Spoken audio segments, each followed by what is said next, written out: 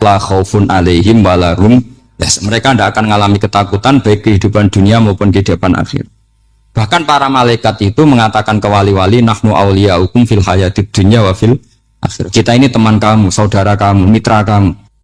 Terus cara berpikir niku udan niku rahmat. Terus termasuk tobat sing sah. Niku dawuh Imam Ghazali konadus nganggo banyu udan sing ceblok langsung. Mergo nak liwat kenteng, kadang kentenge iku hasil sumbangan proposal. Terus pun sing langsung mawon, sing liwat plastik pun mboten mandi niku. Mboten mandi niku sing niku mau sama niku. Terus dulu di antara syarat tobat niku dawuh Imam Ghazali niku adus udan sing perawan, maksudnya sing asli ceblok saking pundi langit niku langsung sampean nombe. Nak tepak nggih tobat, nak mboten tepak nggih lara niku. Kenapa sholat itu lebih indah ketimbang nikmatal wiqa, misalnya nikmatnya hubungan biologis? Jawabnya ulama itu gini, lucu jawabannya sederhana.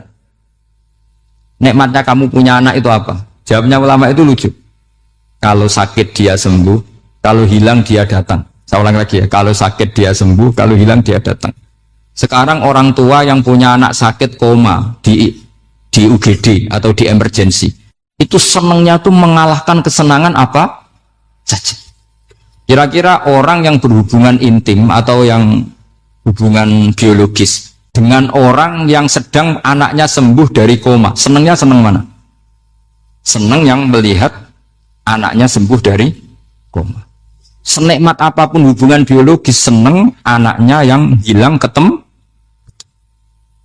Nah, kalau anak ketemu saja orang seseneng itu, apalagi kita di surga. Ketemu zat yang lama kita sembah, yang lama kita rindukan, yang lama kita rindu. Kemudian ketemu di surga. Maka tidak ada artinya surga tanpa melihat Allah Subhanahu wa ta'ala. Memang harus dijelaskan secara rohani. Akhirnya orang ngerti bahwa nikmat tertinggi di surga adalah melihat Allah Subhanahu wa ta'ala. Kan kalau anak-anak muda mungkin protes, ya enggak, ya enak kumpul sama widadari gini-gini. Oh itu kan yang trauma bojone jelek gitu. Oh itu yang bojone jelek mesti kesusu masuk surga karena itu sudah jelek, cerewet, nggak mati-mati kan gitu. Terus dia ingin masuk surga mesti niatnya welek, mesti pikiran pertama itu kumpul widadari. Tapi ada ulama yang bikin analogi tadi, misalnya istri kamu cantik, kemudian anak kamu sakit koma. Hubungan dengan istri sama dengar berita anak kamu sembuh, seneng mana? Seneng anak sembuh. Sama anak yang hilang, seneng mana? Anak yang hilang ketemu. Maka terus ulama bisa menjelaskan itu. Kalau orang ketemu anaknya seseneng itu, apalagi ini ketemu Tuhannya yang bertahun-tahun disembah, kemudian tidak pernah melihat. Di surga itu nanti kita melihat Allah Subhanahu. Makanya Allah begitu bangganya mempromosikan surga. Surga itu apa? Surga itu wujuhu yauma idzin nadhirah ila rabbiha nadhirah, yaitu wajah-wajah berseri-seri dan melihat. Itu tanpa dijelaskan seperti ini Anda akan janggal, enaknya di mana? Tapi setelah dijelaskan detail gini oleh ulama, maka kita akan tahu an-ni'matul uzma sing enggak ada perbandingannya adalah nikmat masuk apa? Surga karena melihat Allah Subhanahu wa ta'ala. Ya jadi saya berkali-kali pokoknya minta sekali, hadil umat harus umat yang rasional, terutama dalam mengemban tauhid. Karena tauhid ini yang disebut kalimah. Sampai Allah mengistilahkan kepada Nabi Ibrahim itu waja'ala kalimatam baqiyatan fi aqibi. Kalimat tauhid adalah kalimat yang akan abadi di anak cucunya Nabi Ibrahim. Baik anak cucu yang karena gen, mau anak cucu yang karena sebab, yaitu santri dengan kiai. Dan itu caranya gimana? Umat Islam jangan berhenti belajar mantek. Makanya di MGS, di Qudsiyah, di TBS, semua pondok pasti ngajarkan mantek, di Bendan, ilmu logika. Itu tadi, kalau kamu tidak bisa menemukan tauhid dengan cara tadi, dengan cara al-alam mutaghayyir wa kullu mutaghayyir hadis la budda min bukhtis, paling tidak pakai ilmu yang dilakukan Rasulullah SAW. Itu masyhur itu. Saya sering cerita di mana-mana. Ada orang namanya Jubair bin Mut'im, Muhammad bin Jubair bin Mut'im. Itu dulu dia kafir. Dia orang pinter sampai dipasrai jadi negosiator untuk mengurus tawanan perang Badar yang ditawan Rasulullah SAW. ketika datang di Madinah, delalah pas maghrib, Nabi baca wattur wa kitabim mastur. Di antara ayat yang dibaca Nabi itu am khuliqu min ghairi syai'in. Masa manusia sebanyak ini kemudian mereka diciptakan oleh ketiadaan. Min ghairi syai'in itu oleh ketiadaan. Masa alam raya yang wujud ini, alam raya yang punya eksistensi ini kemudian penciptanya adalah ketiadaan. Padahal wal adamu la yakhluqu wa la yu'assiru wa la kadza wa kadza. Tentu sesuatu yang tidak ada itu tidak bisa dikatakan sebagai pencipta. Wong enggak ada, jadi faktor saja enggak mungkin apalagi jadi pencipta. Itu Nabi habis sholat langsung beliau sungkeman, ya Muhammad, saat ini juga saya iman. Karena logika yang dibangun ayat yang kamu baca itu menghabiskan semua logika saya. Intinya logika tauhid itu akan mengalahkan semua teori non tauhid. Itu yang disebut bal naqdhifu bil haqqi 'alal batili fayadmaghuhu fa idza huwa zahid. Kebenaran tauhid itu akan menghancurkan kekuatan apa saja. Fayadmaghuhu itu di tafsir Tabari disebut dorbatan tasujud dimah. Satu pukulan sing sampai menjadikan otak itu hancur. Makanya disebut damagho, dimah itu maknanya otak. Maka kamu jangan khawatir kalau Islam didiskusikan di Uni Soviet, didiskusikan di Kanada, didiskusikan di Korea, pasti kalimat tauhid akan mengalahkan kalimatul batil. Pasti ja'al haqqu wa zahaqal batil, innal batila kana zahuq. Tapi syaratnya kita harus kuat. Makanya saya ini senang sekali yang namanya ngaji itu, saya senang. Karena saya tadi bercita-cita ingin jadi dosen setelah mati. Karena di dunia sudah tidak jadi apa? Dosen. Saya ingin seperti Imam Amudi. Pertama ketemu Allah, beliau disuruh ngajar malaikat tentang ilmu apa? Matematika yang mengarah ke tauhid. Jadi diajarkan, kamu tahu angka 2, angka 3, angka 4, semuanya bersumber dari angka 1. Berarti semuanya berawal dari 1. Gak tahu setelah itu malaikatnya dites lagi apa enggak, gak tahu. Pokoknya pas itu malaikat ya paham semua, oke. Kayak apa hebatnya umat Rasulullah Shallallahu Alaihi Wasallam? Karena akalnya kuat. Sehingga kita harus kuat. Sehingga kalimat yang benar disebut kalimat haqqin 'alaiha nahya wa 'alaiha. Nah, kalimat yang salah disebut kaburat kalimatan takhruju min afwahim. Kalimat menjadi kalimat karena diucapkan, tapi tidak menunjuk hakikat. Kayak ini misalnya, ini tutup, ini putih, terus saya katakan hitam, berarti saya mengatakan ini hitam sebagai kata-kata karena diucapkan, tapi tidak pernah menjadi hakikat karena hakikatnya ini putih. Itu hebatnya Quran.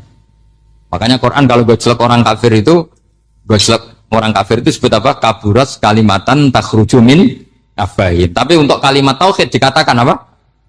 Yusabbitu walladzina amanu bil qaulif tsabit fil hayatid dunya wa fil akhirah. Sebagian disebutkan wa ja'alaha kalimatam baqiyah.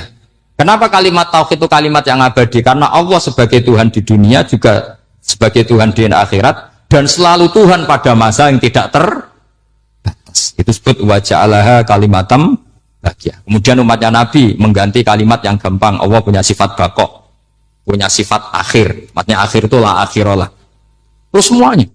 Yang paham ya alhamdulillah, yang enggak paham dikon ngapal no. Wujud kidam baqo mukhalafatul khawadisi qiyamuhu bi nafsi wahdaniyat qudrat irad. Terus paham. Langkok sing rada alim terus roh bedane iki sifat ma'ani iki ma'nawiyah. Cara Mu'tazilah ngene, cara ahli sunnah ngene. Oh itu sudah kejimetan baca. Sementing wujud hitam. Nah, kenapa pertama yang disebut wujud? Karena yang membedakan kita dengan faham ateisme itu ya sifat wujud. Yaitu mereka mengatakan alam raya ini dimulai dari ketiadaan. Wah, itu akal mana saja itu nggak bisa nerima. Masa ketiadaan menciptakan sesuatu yang ada. Maka kata Ibnu Hajar al-Asqalani ketika mentafsirkan mensarai hadis salasun mangkunna fihi wajata halawatal iman. 3 hal ini kalau kamu faham maka menemukan manisnya iman. Manis itu enak.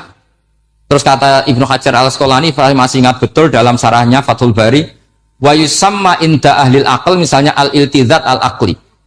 Agama ini mengajarkan kenyamanan cara berpikir. Coba kalau sampean seorang doktor atau seorang profesor atau seorang pinter, kemudian kamu dipaksa mengimani bahwa alam ini diciptakan oleh ketiadaan, itu bisa tidur gak? Oh, tidak bisa tidur. Sampean misalnya orang pinter, dididik di kampus atau dididik di pondok, alam ini yang wujud, yang menciptakan itu sesuatu yang tidak wujud. Kamu bisa tidur tidak gitu? Ini guru apa? Ini syarat ini. Mosok hadil maujudat khalaqahal adam, sesuatu yang wujud diciptakan ketika. Tapi agama ini membawa sesuatu yang menyenangkan untuk akal, yaitu hadhil maujudat khalaqaha wajibul wujud. Maujudat yang wujud ini diciptakan super maujud, yaitu oleh bahasa pondok disebut wajibul wujud. Kan terus seneng, wajar dong kalau sesuatu yang ada diciptakan oleh yang ada. Lah tentu ada pencipta, terus ada super, disebut wajibul wujud. Kan terus enak. Nah, itu kata Ibnu Hajar al-Asqalani disebut wajadah halawatal iman. Sehingga kita tidak usah khawatir. Makanya saya itu termasuk orang yang nggak khawatir. Apapun rusaknya dunia ini, kacaunya dunia ini, akan kalah dengan kalimatut tauhid. Karena kalimat ini ketemu apa saja pasti menghancurkan. Yaitu disebut bal naqdhifu bil haqqi 'alal batil fayadmaghuhu fa idza huwa zahid. Kalimat hak ini akan menabrak apa saja. Dan yang ditabrak pasti hancur. Makanya sama tidak usah khawatir, misalnya ada negara ateis di Cina, di Korea, kita yakin asal yang diteliti itu agama Islam pasti menang. Nah yang susah kalau yang diteliti orang Islam, itu susah. Karena yang copet kadang-kadang ya umat, apalagi di negara mayoritas Muslim, nanti copetnya, premannya, koruptornya semuanya beragama Islam. Makanya kita hanya punya pilihan dua itu, umat Islam dan Islam yang kumat itu dok. Kalau tidak umat Islam ya Islam yang umat. Tapi kalau kalimat tauhid itu kalimat yang aman, tak jamin 100%. Sehingga saya itu kalau ditanya profesor Pak, kalau suatu saat Indonesia jadi negara yang sangat terbuka, kemudian ada sekolah perbandingan agama, menurut Anda prospek Islam gimana? Saya jawab, asal yang dikaji Islamnya bukan orangnya, pasti Islam tetap prospek. Asal yang dikaji apa? Islamnya, bukan orangnya. Kalau orangnya ya Masya Allah. Ya tadi kalau tidak umat Islam ya Islam yang. Terus kalau matur nuwun sangat jenengan hormat teng Raden Asnawi. Beliau sekarang generasi keempat ya, wonten sing generasi ketiga. Nasab kula kepanggih Raden Asnawi teng Asnawi sepuh. Terus Raden Asnawi gada bah namine Abdullah Husnen, terus Ibu Ayu Sofia niku binti Asnawi sepuh. Kula buyut kula kandung damaran niku Hafsah binti Maksum bin Soleh bin Asnawi sepuh.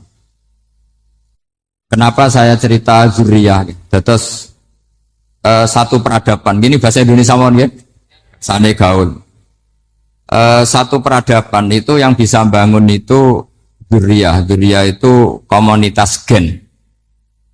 Meskipun nanti komunitas gen itu bisa disadap atau dibajak oleh orang-orang yang tidak gen. Jadi agak ilegal tapi itu sah.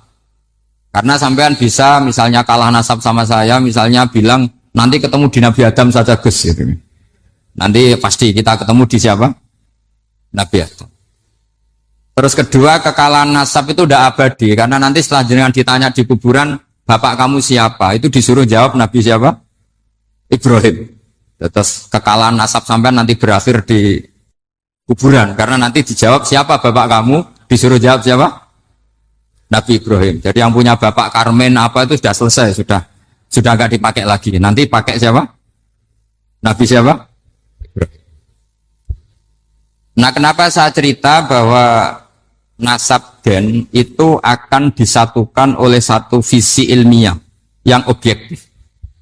Gini ku dawe Nabi Yusuf, wattaba'tu millata abai Ibrahim wa Ishaq wa Yaqub. Terus dawe Nabi Yusuf, maka nalana an nusyrika billahi min syai. Jadi saya ngikuti leluhur saya. Ini dengerin ya, saya ngikuti leluhur saya, yaitu Nabi Yakub bin Ishaq bin Ibrahim. Leluhur saya itu siapa? Maka nalana an nusyrika billahi min syai, yaitu keluarga besar yang tidak pernah melakukan kemusyrikan. Ya, keluarga besar kami punya tradisi tidak pernah melakukan kemusyrikan. Dan bahkan itu dibahasakan Tidak mungkin kita ini melakukan kemusyrikan. Maka nalana itu kira-kira kalau bahasa Indonesia itu kita ini tidak mungkin melakukan kemusyrikan. Nah, kenapa demikian? Itu berangkat dari logika yang permanen. Disebut yusabbitu Allahu alladziina aamanu bil qouli tsabiti fil hayatid dunya wa fil akhir.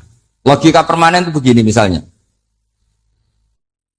Kita ini kan hidup dari bapak dari ibu terus sampai Nabi Adam.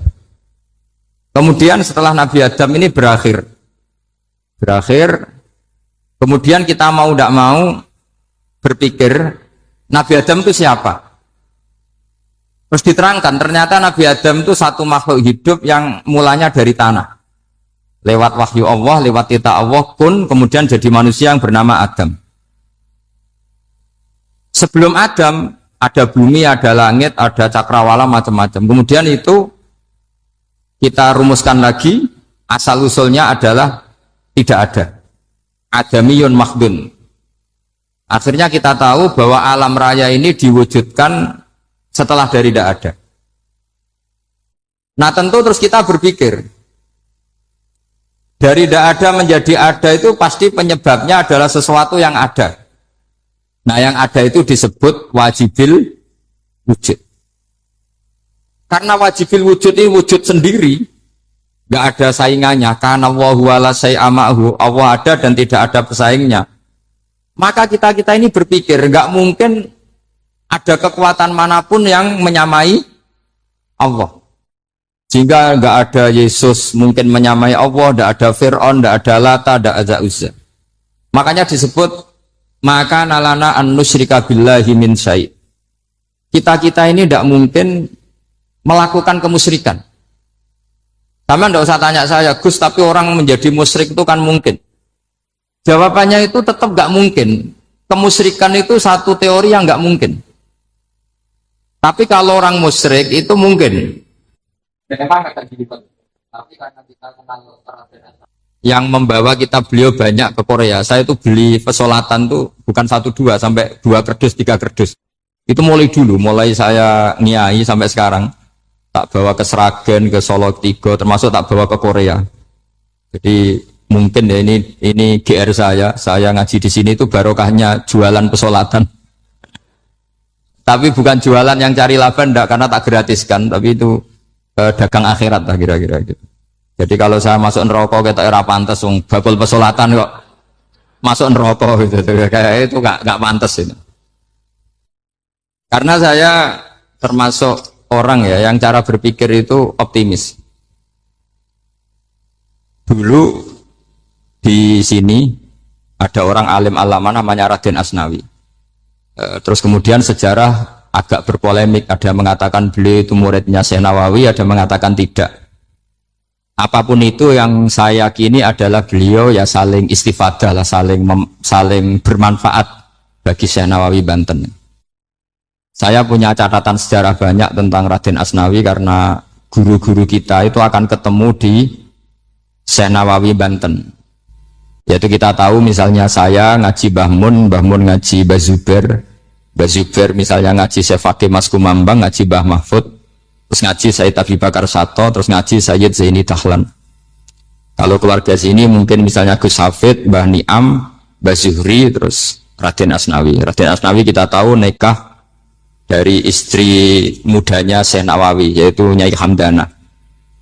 Saya sering diceritani Mbah Mun, terus Nyai Hamdana punya anak yang namanya Zuhriyah dari Syekh Nawawi. Kemudian setelah dinikahi Raden Asnawi punya anak namanya Zuhri, Minan, Ni'am, terus sampai ke Gus Hafid itu, Hafid bin Ni'am.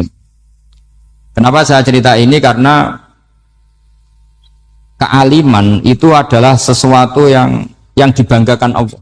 Imam Amudi itu ulama ahli matematika.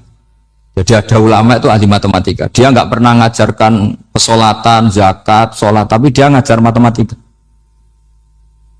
Kemudian dari matematika itu beliau menjadi ahli tauhid. Sehingga nanti Mungkar Nakir itu gak akan tanya dia marrobuka wa manabuka, karena dia punya rencana yang ngajar tauhid itu saya kata. Jadi kalau dia akan marrobuka, pangeran kamu itu siapa? Malaikat malah dilawan, kamu pernah ngajar tauhid. Saya ini guru tauhid. Singkat cerita, saking keramatnya Imam Amudi, kata Allah, ya Amudi, presentasikan ilmu tauhid yang lewat jalur matematika ke semua malaikat saya. Semua malaikat saya tahu cara berpikir matematis. Karena malaikat itu imannya itu iman mauhibah, karena dia malaikat, ya iman karena tahu neraka, tahu surga, terus dia iman. Kalau kita enggak, kita iman tuh pakai logika, jadi lebih keren. Loh betul. Malaikat itu ketika bangga, ya Allah, apa ada orang yang imannya di atas kita? Jawabnya Allah ada. Siapa? Ya orang-orang kudus, kata Allah. Kira-kira gitu. Kenapa? Ya betul. Karena kamu iman saya itu wajar, kamu tahu saya, tapi mereka nggak tahu saya tapi iman. Kenapa bisa iman ya Allah? Karena mereka punya logika, punya akal. Akhirnya Imam Amudi disuruh sama Allah presentasikan logika tauhid kamu lewat jalur matematika. Malaikat disuruh dengerin semua, isma'u ya malaikati, ini mimpinya wali. Terus Imam Amudi mulai mengajarkan nisbatul isnaini ilal wahid wa nisbatus salasa wal arba'ah ila ma la nihayatalah niku binisbatin wahidah, yaitu far'un minal asli wa wa al wahid. Mbok angka sebanyak apapun 2, 3, 4 sampai 1 miliar itu nisbatnya ke angka 1 adalah nisbatul far'i ilal asli, semuanya berasal dari 1. Maka hadhil awalim atau hadal alam ila ma la nihayatalahu, tetap semuanya ini cabang dari 1, yaitu wujud dari 1, yaitu Allah Subhanahu wa ta'ala. Sehingga semenjak itu ditiru sekian ulama, akhirnya malaikatnya mantuk karena kepastian kalau Allah satu yang diyakini malaikat itu sepasti logika yang dibangun orang-orang manusia ini, padahal tidak ngerti Allah Subhanahu wa ta'ala karena pakai akal. Sehingga di pondok itu orang harus ngerti mantek. Orang mantek itu ilmu yang jelimet tapi menyenangkan. Biasanya sing sinau ambek rokokan, sawangannya kayak filosof. Jadi paling gak agak paham itu dia alasan. Penting nikmati rokok, tapi pikir nikmati pemikirannya, ternyata nikmati rokok. Kayak kemarin saya datang ke resepsinya Gus Agil, saya itu tertawa terus karena dengerin Habib Mutahar. Saya membaca bahayanya rokok, setelah tahu bahayanya saya berhenti membaca.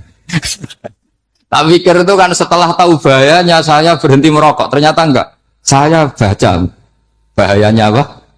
Merokok. Setelah saya baca, maka saya berhenti membaca, bukan berhenti merokok. Itu ilmu kelas tinggi seperti itu harus mentek. Pernah beliau ditegur dokter, Beb, kalau rokok terus nanti mati. Tenang saja, saya masih bawa korek. Dikira itu kan orangnya yang mati, ternyata beliau enteng saja. Santai aja dok, saya masih bawa korek. Jadi saya bukan nyarankan santai rokok, tapi orang rokok itu memang punya logikanya sendiri. Kalau Banafek Hajen itu masih pernah bahasa juga, karena Banafek juga turunan Mbak Mutamakin. Hak, rokok itu haram tau ora? Nak cara kula darani haram sebuti bah. Lah iya, nak haram ya bener aku. Mulane tak obong, barang haram apike itu obong. Jadi saya sama orang-orang sepuh itu tidak pernah menang. Jadi apa ya? Mereka itu orang yang sudah lama, gimana ya, mau dikatakan bulat itu ya, tapi memang nggak pernah kalah mereka. Ada satu kiai masih misalnya Banafek, ini rokok 2 katanya. Bagi yang nggak ngerokok berarti membiarkan 2 haram masih. Bagi yang merokok berarti mengurangi haram. Kalah lagi ya. Jadi saya tuh pernah dibully 2 mbah saya, karena 2 mbah saya ini rokok semua. Akhirnya saya sing nom ngalah gitu. Karena saya tidak mungkin bilang sing waras ngalah karena kalah sepuh gitu. Jadi ya sudah, mau tidak mau harus bilang sing nom. Tapi yang penting itu kita mendengar. Jadi ternyata sepinter-pinternya kita itu mesti kalah pinter sama yang sepuh-sepuh itu. Jadi kalau tahu bahayanya rokok lewat membaca ya harus berhenti merokok. Berhenti membaca katanya. Nah malaikat ini cerita lagi malaikat. Saya memang dari awal niat hormat Raden Asnawi karena buyut-buyut beliau itu ketemu di buyut saya. Saya ini turunan Mbak Asnawi sepuh. Terus cuma buyut saya itu nikah Lasem, terus saya keceluk cucunya keluarga Lasem. Sebenarnya saya juga cucu Kudus. Tapi terus alhamdulillah sekarang kembali karena buyut saya menyuruh saya ngajar di Damaran, terus sampai sekarang saya ngajar di Damaran. Jadi buyut saya itu masih lahir di Damaran. Namanya Mbak Hafsah, itu Hamsah binti Maksum bin Soleh bin Asnawi Sepuh. Sama seperti nasab di sini Raden Asnawi, Mbak Abdul Husnan, terus Nyai Ayu Sofiyah, terus Mbak Raden Asnawi. Saya mau cerita, jadi ilmu itu lebih keren kita. Sehingga Rasulullah Shallallahu Alaihi Wasallam pernah ngendikan, saya ini rindu sekali li ikhwani, kata Nabi itu ikhwani. Kata sahabat bilang, alasna ikhwanaka ya Rasulullah, bukankah kita ini saudara kamu, saudara engkau ya Rasulullah? Tidak, antum as-sa'bi, kamu itu sahabat saya.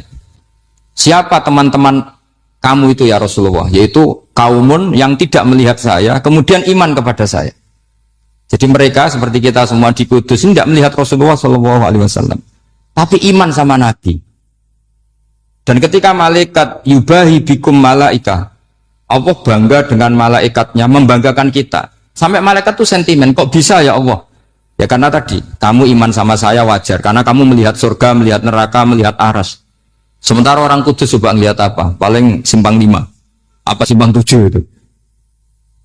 Tapi imannya nggak kalah dengan malaikat. Kenapa nggak kalah? Karena tadi, kita diajarkan bahwa nisbatul isnaini wassalasah wal arba'ah ila ma la nihayatalaha, itu sama-sama nisbatul far'i ilal asli. Tetap yang asli adalah angka 1. Jadi nggak mungkin aslu hadhil asya nggak dari Allah itu, nggak mungkin. Tetap dari zat yang satu. Kemudian tentu ini bukan nisbatul walad ilal walid, anak ke bapak tentu enggak, tapi nisbatul khaliq sama makhluk. Tapi apapun itu pasti satu. Sehingga Imam Amudi akhirnya masuk surga lewat jalur itu, tidak usah lewat pertanyaan man rabbuka wa man nuka. Kelasnya disuruh ngajar malaikat. Saya punya rencana jadi pengajar malaikat nanti itu kan. Jadi orang-orang Kudus yang dapat barokahnya Raden Asnawi nanti jangan mau kalau ditanya man rabbuka wa man nuka. Kelasnya itu harus apa? Jadi gurunya malaikat. Karena bapak kita Nabi Adam itu keren. Nabi Adam itu adalah orang yang disuruh Allah dipresentasikan, dibanggakan Allah di depan para malaikat. Ketika ada malaikat yang agak hasut, tapi itu tidak malaikat papan atas, malaikat yang kebanyakan. Itu kan agak terima Nabi Adam jadi apa? Khalifah. Sampai malaikat ini usul ataj'alu fiha mayusidu fiha wasfikut. Makanya kalau saya protes sama malaikat itu malaikat yang ini, bukan Jibril sama Israel. Kalau protes Israel bahaya, bisa dihabisin.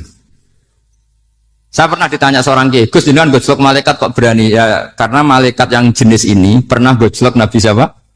Adam. Nggak percaya kalau Nabi Adam itu layak mimpin, sampai protes ataj'alu fiha mayusidu fiha wasfikut. Tapi apa yang terjadi? Allah mengajarkan satu ilmu di Nabi Adam, kemudian disuruh meresentasikan. Qala ya Adamu ambihum bi asma'ihim. Adam, coba kamu presentasikan ilmu kamu.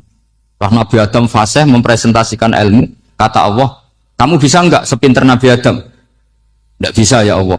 Makanya sudah saya bilang, ini alamu malah, saya lebih tahu siapa yang layak mimpin. Jadi layak mimpin itu pertama harus kuwatul ilm, ilmunya itu harus kuat.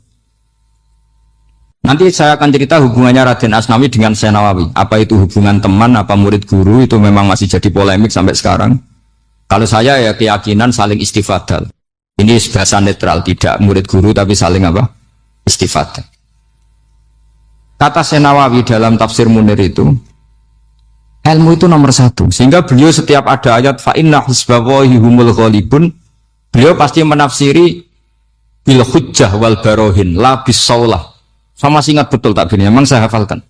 Tapi bukan untuk modal pidato, bukan modal sebagai wong alim. Kalau pidato gampang.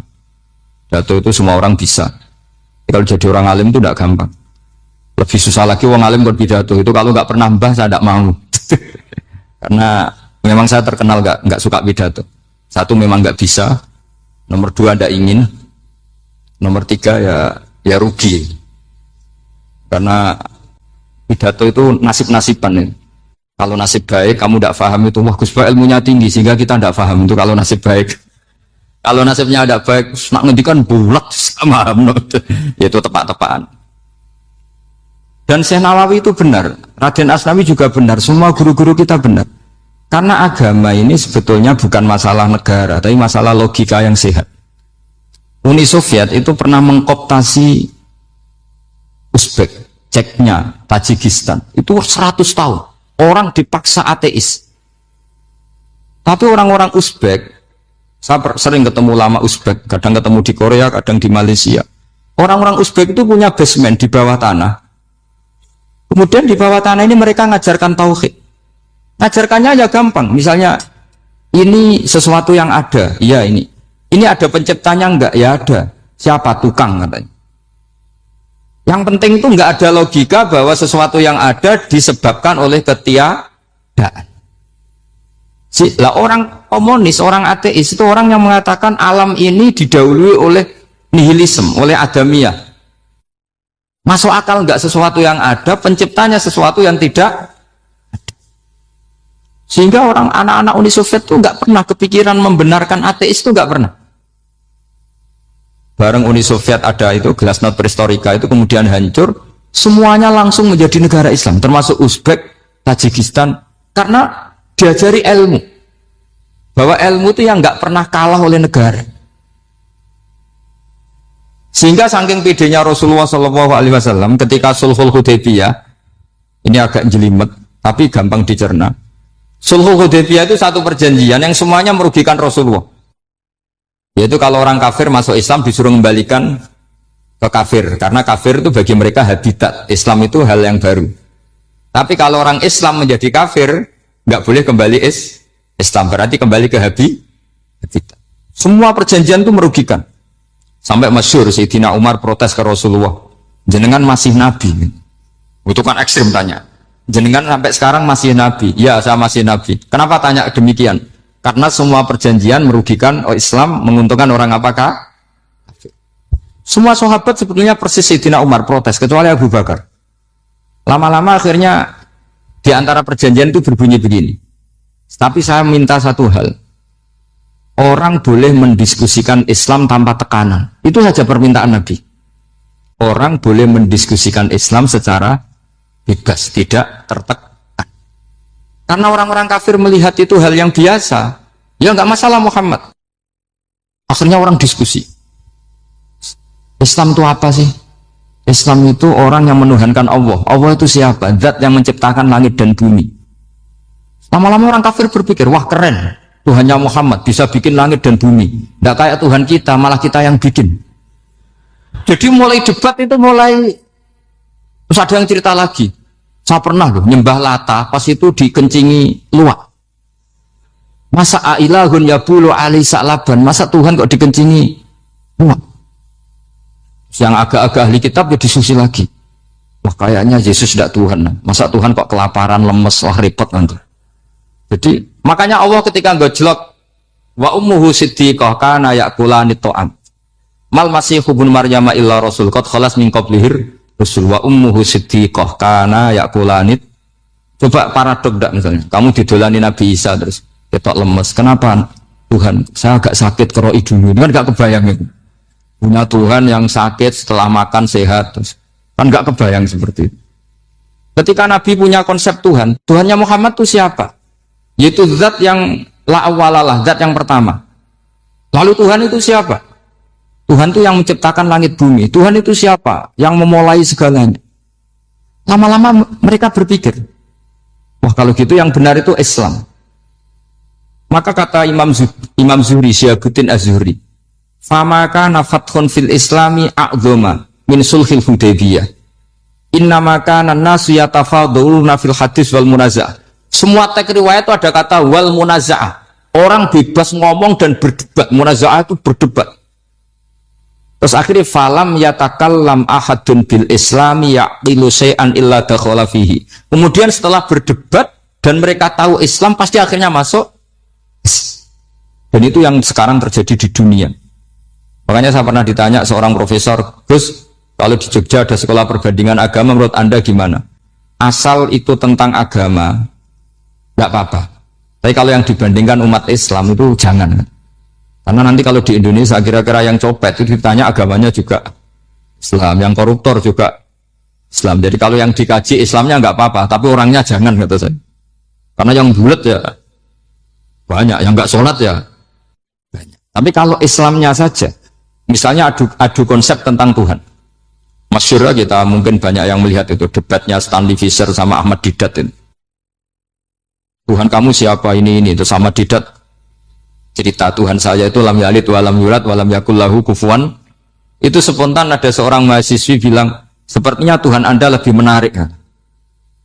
Karena Tuhan Anda yang menciptakan langit bumi, yang Tuhan ini kok lahirnya sudah di bumi, masa lahir-lahir langsung jadi Tuhan.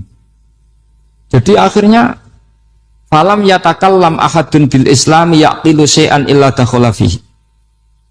Sehingga agama ini apa? Agama itu adalah kalimat tauhid. Kalimat itu apa? Logika yang terbangun. Nah, ketika logika itu terbangun, maka disebut yusabbitu Allahu alladzina amanu bil qaulis tsabit fil hayatid dunya wa fil akhirah. Allah itu akan menetapkan satu kaul, satu presentasi ilmiah atau satu kesimpulan ilmiah. Yang kesimpulan itu nyata benarnya. Dan ini akan nyata terus baik di kehidupan dunia maupun kehidupan apa? Seperti Allah sebagai Tuhan itu akan nyata terus di dunia Allah ya Tuhan, nanti di akhirat juga Tuhan. Tapi Tuhan selain Allah, maka menjadi Tuhan ini nunggu ada yang menuhankan. Misalnya Fir'aun itu jadi Tuhan karena ada yang menuhankan. Sekali dia mati, dia sudah aset wisata, bukan Tuhan lagi. Makanya gejolokannya orang ulama Arab kalau ketemu ulama Mesir, kalau gejolokan itu lucu. Orang Arab ada Abu Jahal, Abu Lahab, penggaweane ngusir Nabi ini. Itu gejolokannya ulama Mesir. Kata ulama Arab, kamu gayanya benci Fir'aun, tapi rezeki kamu dari wisata melihat Fir'aun. Itu gejolokan. Gejolokannya ulama Arab sama ulama Mesir. Sehingga agama ini mengajarkan apa? Satu kalimat. Makanya kamu harus belajar mantek. Dulu Raden Asnawi ya pengajar mantek. Dulu buyut saya di sini Mbah Fauzan, abahnya Mbah Pah itu, mbahnya itu juga pengajar mantek. Karena di antara yang diceritakan Allah itu wa ja'alaha kalimatam baqiyatan fi aqibih. Tugas utama Nabi Ibrahim adalah menjadikan satu logika. Kalimah itu logika. Itu menjadi logika yang abadi. Baqiyah itu abadi. Fi aqibih, di anak turunnya Nabi Ibrahim. Misalnya begini, saya beri contoh ya. Misalnya saya mengatakan teh ini hitam. Itu menjadi kalimah karena diucapkan, tapi tidak menunjuk hakikat karena tehnya berwarna apa? Kuning. Sehingga Quran kalau menyalahkan orang kafir itu ngendikannya kaburas kalimatan takhruju min afwahihim. Omongannya orang kafir itu menjadi kalimat karena diucapkan dari mulutnya. Kenapa menjadi kalimat? Karena diucapkan tapi tidak menunjuk hakikat. Seperti orang mengatakan 2 ditambah 2 itu 10. Itu kalimat, tapi kalimat yang salah karena tidak menunjuk hakikat. Seperti orang kafir mengatakan Tuhan itu 3, itu kalimat karena diucapkan tapi tidak menunjuk hakikat. Tapi ketika seseorang mengatakan Allah itu Tuhan, Tuhan itu satu, itu disebut kalimatu haqqin 'alaiha nahya wa 'alaiha namut. Kemudian tahlilane wa 'alaiha apa wa biha? Wa 'alaiha apa biha? Wa 'alaiha ya ada yang tahlilan wa biha, itu enggak tahu sanadnya dari mana, pokoknya ada yang wa 'alaiha, ada yang biha. Kenapa dikatakan kalimat tauhid? Karena kalimat yang dari kesimpulan berpikir. Dan agama ini dibawa Nabi Ibrahim itu untuk membawa kalimat tauhid. Ciri utama kalimat tadi, kamu yakin seyakin-yakinnya bahwa nisbatul snaini wassalasah wal arba'ah ila ma la nihayata laha itu kanisbatis snaini ilal wahid, yaitu semuanya far'un minal asli.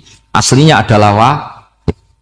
Sehingga di kitab, saya pernah ngaji Bahmun, namanya kitab Al-Husunul Hamidiyah. Itu dikarang oleh ulama-ulama sekarang, itu diajarkan di MGS. Ini mbah-mbahnya Gus Akil, pendirinya madrasah MGS. Itu ada gambarnya di situ. Di situ ada gambar piramida, ada gambar hewan, ada gambar pohon. Kata yang ngarang, gambar sedetail ini, sejelimet ini dimulai dari nuqtah wahidah. Tetap dimulai dari satu titik. Dan ini disebut nuqtatil wujud. Jadi bahwa orang kudus sebanyak ini tetap dimulai dari satu orang, yaitu Adam. Adam dimulai dari ketiadaan. Lalu siapa al-mujid? Pewujudnya siapa? Hanya Allah Subhanahu wa ta'ala. Sehingga ulama-ulama termasuk Syekh Nawawi itu paling suka ngendikan semua makna Quran dikumpulkan di Fatihah, Fatihah dikumpulkan di Bismillah, Bismillah dikumpulkan di Ba, karena di Ba itu ada titik nuqtatil wujud, yaitu disingkat bi kana makana wa bi yakunu ma yakun. Karena saya, kata Allah, semuanya akan ada, dan karena saya yang enggak ada, semuanya suatu saat disebut nuqtatil wujud. Nah, kita meyakini kalau Allah satu itu siyakin-yakinnya, karena nggak mungkin angka nggak dimulai dari angka satu. Begitu juga gambar seapapun jelimetnya. Misalnya sampean gambar zaman saya kecil, gambar paling favorit itu apa, kambing bertarung. Itu gambarnya kan susah. Daripada gambar kambing bertarung susah terus dibikin kotak saja, tembok. Kalau tanya gurunya, gambarnya mana? Di belakang tembok, Bu. Ini itu dulu saya diwarai anak-anak nakal. Berarti semua satu gambar itu disuruh gambar harimau, yang satu disuruh gambar kambing bentrok, yang satu disuruh gambar matahari, semuanya kotak semua. Ini itu, Bu, gambarnya di belakang apa? Tembok. Maka nggak kelihatan kata sih. Jadi gurunya kalah cerdas. Dan guru itu sebenarnya nggak pernah menang, karena murid itu lebih pinter. Itu teman saya dulu kalau ngaji itu, kalau tes itu ngerpek baca. Gurunya marah, kamu tes kok baca? Enggak ngerpek, Bu. Ini belajar di kelas.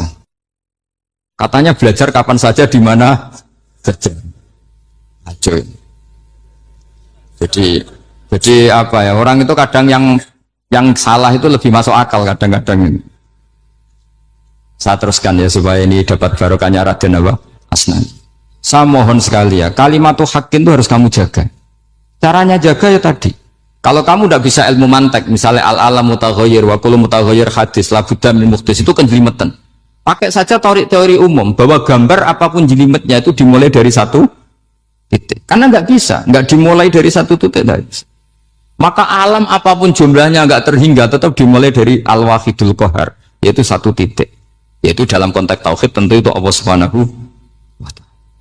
Sehingga Nabi Ibrahim itu orang paling sukses bikin waja'alaha kalimatam baqiyatan fi aqibi. Terus Nabi Muhammad begitu, sahabat begitu, sampai kita sekarang diajari ilmu mantek. Ilmu mantek itu logika yang nggak terbantahkan. Karena mau tidak mau. Kata Imam Syafi'i, fa innal uqula muttarratun ila qabulil haq, karena akal akan dipaksa menerima kebenaran. Dan itu yang terjadi di Uni Soviet. Dikooptasi 100 tahun untuk berfaham ateis, dilawan oleh ilmu, tetap menanamkan ilmu tauhid, ilmu mantek. Ketika Uni Soviet secara politik runtuh, semuanya menjadi muslim, termasuk negara-negara yang dulu dikooptasi. Maka kamu tidak usah kecil hati di Indonesia, apapun rusaknya negara ini, asal kita cara bertauhid benar, insya Allah tetap meninggal husnul khotimah. Karena sudah janjinya Allah, yusabbitu walladzina amanu bil qaulis tsabit. Sing jelas itu nomor satu itu al qaulis tsabit. Memang itu logika yang masuk akal. Jadi jangan kira semua orang ditanya amar bukan, ndak. Banyak ulama yang nggak ditanya, masyhur itu dalam cerita keramat-keramat. Ada guru tauhid ngajarin tauhid. Setelah ditanya mungkar nakir, Imam Malik datang. Kamu nanya ini, man rabbuka man nabiyuka, kamu tahu ini guru Ummul Barohin yang tukang ngaji tauhid. Guru tauhid kok ditanya apa? Malaikatnya nggak jadi tanya. Dan saya percaya cerita-cerita seperti itu karena secara umum itu ala inna auliya Allahi la khaufun alaihim walahum yahzanun lahumul busyra fil hayatid dunya wa fil akhir. Artinya kalau wali itu kok ditanya mungkar nakir berarti ngalami ketakutan. Karena di situ kan digambarkan mungkar nakir itu sewangar, bawa gudam. Kalau yang tanya nggak bisa dipukul sampai ajur sak walang-walang. Pokoknya ceritanya kan seru seperti itu. Nah itu kalau betul begitu terus ayat la khaufun alaihim walahum yahzanun kayak apa? Makanya dalam kitab Nashihul Ibad itu ada cerita ini. Sampean boleh nggak sependapat dengan saya, tapi semoga nasib sampean nanti digebuki malaikat. Karena orang itu akan mengalami seperti yang dirasakan. Anak indagoni abdibi. Saya tidak bayangkan akan mengalami itu. Makanya saya ini ngajar tauhid terus. Paling tidak kalau ditanya marbuka mana buka, sampean tahu profesi saya. Saya ini pengajar tauhid. Dan biji saya 9. Dulu saya di MGS, kalau ada teman bijinya tauhid kok 4, sekali suwargo, tauhidnya jeblok. Jadi kalau bijinya 4 sekali suwargo, tauhidnya apa? Jeblok. Tapi yang bijinya 9, yang di suwargo, tauhidnya itu, saya dulu bijinya 9. Terus 9, terus sampai tamat. Karena nggak ada biji 10.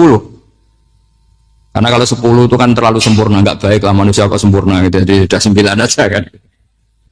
Tapi sebetulnya pantasnya ya dapat 10. Bemergo saake, bemergo tenan, tidak tahu saya. Di Nashihul Ibad itu ada cerita gini, dan saya percaya itu. Di sarahnya itu. juga di Sarah apa itu yang di Sarah Isen Nawawi itu. Pokoknya saya kalau ingat Raden Asnawi pasti ingat Senawawi. Saya tidak memastikan apa murid guru apa saling istifadah, yang jelas itu teman dekat, teman fil ilm. Sayyidina Ali itu pernah minta kasaf sama Allah. Saya percaya tidak semua orang alami marab juga ditanya itu. Ya Allah, saya minta kasaf. Kasaf itu ngerti alam gaib. Ingin tahu Umar. Jadi diam-diam Sayyidina Ali itu ya mangkal sama Sayyidina. Wong kok kerasingon. Agar wong kok tahu disentak. Jajal wani nyentak malaikat Tora itu kata Sayyidina. Jadi dia minta kasaf karena kenangannya dia melihat Umar itu semua orang pernah disentak sama Sayyidina Umar itu. Sayyidina Ali minta kasaf, ya Allah saya ingin melihat Umar menghadapi Mungkar Nakir. Masih garangkah apa enggak? Itu dah, itu tidak. Minta kasaf. Pas kasaf beliau bangun dari kubur, duduk. Dilihat sama Sayyidina Ali ini ngalami kasaf. Sama ndak usah tanya. Enggak wali kok tanya. Ya sudah pokoknya percaya aja. Akhirnya malaikat Mungkar Nakir datang. Itu di situ digambarkan matanya itu kalkidril mughalla, kayak apa itu panci yang dibakar. Wah, so seru. Semua nang Sayyidina Ali. Baru ini kamu akan takut gitu.